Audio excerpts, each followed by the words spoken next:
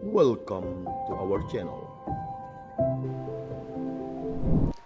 Shalom, para saudara-saudari yang terkasih, pencinta Riak Sabda dimanapun Anda berada.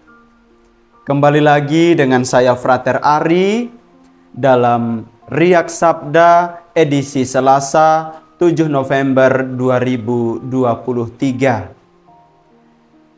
Bacaan suci diambil dari Injil Lukas bab 14 ayat 15 sampai 24. Injil yang akan kita dengarkan pada hari ini berbicara mengenai hidup dalam kasih Tuhan.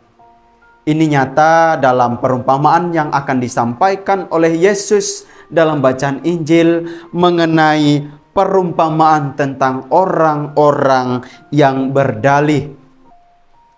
Para saudara-saudari yang terkasih dalam Kristus, kita semua pasti pernah atau bahkan mungkin sering pergi ke pesta undangan. Apalagi kalau kita mendapat surat undangan secara khusus dari tuan yang berpesta. Kita pasti akan mempersiapkan diri, menyempatkan diri, dan menyiapkan segala hal yang diperlukan seperti pakaian yang bagus, uang yang cukup, dan sebagainya. Kita bersemangat untuk menghadiri, untuk mengikuti pesta undangan yang diberikan kepada kita. Lalu bagaimana dengan undangan pesta dari Tuhan kepada kita? Kita diundang untuk datang dan menikmati perjamuan surgawi bagi tubuh rohani kita. Perjamuan surgawi inilah yang akan memberikan kekenyangan, yang akan memberikan kepuasan kepada tubuh rohani kita yang lapar dan haus.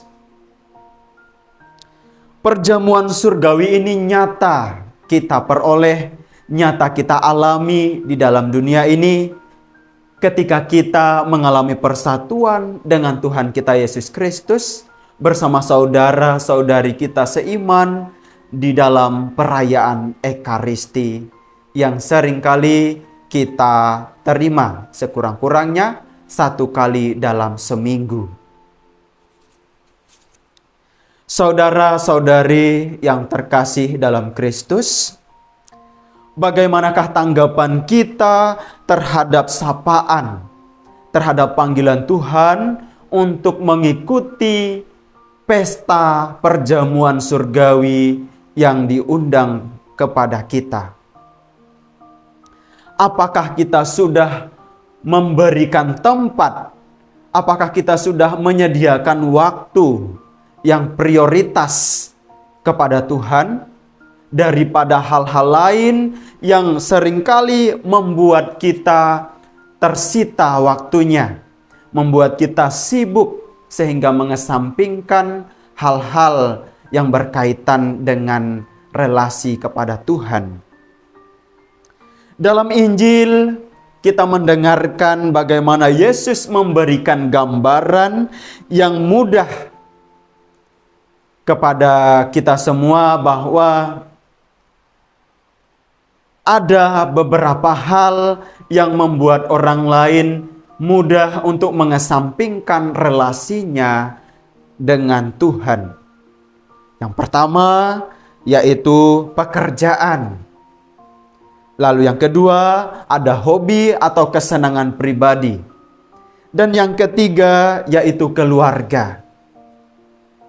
Dalam Injil mengenai pekerjaan ini dikatakan demikian.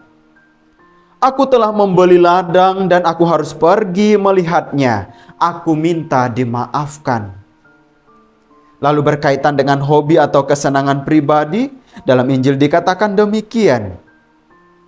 Aku telah membeli 5 pasang lembu kebiri dan aku harus pergi mencobanya. Aku minta dimaafkan. Sementara yang ketiga berkaitan dengan keluarga.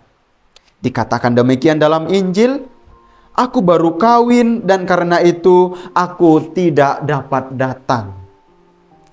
Ketiga alasan ini menjadi alasan yang paling sering kita temui, paling sering juga barangkali kita alami, yang membuat kita mudah mengesampingkan relasi kita dengan Tuhan. Rasul Paulus dalam bacaan pertama menasihati kita agar senantiasa hidup dalam kasih Tuhan. Dengan cara apa?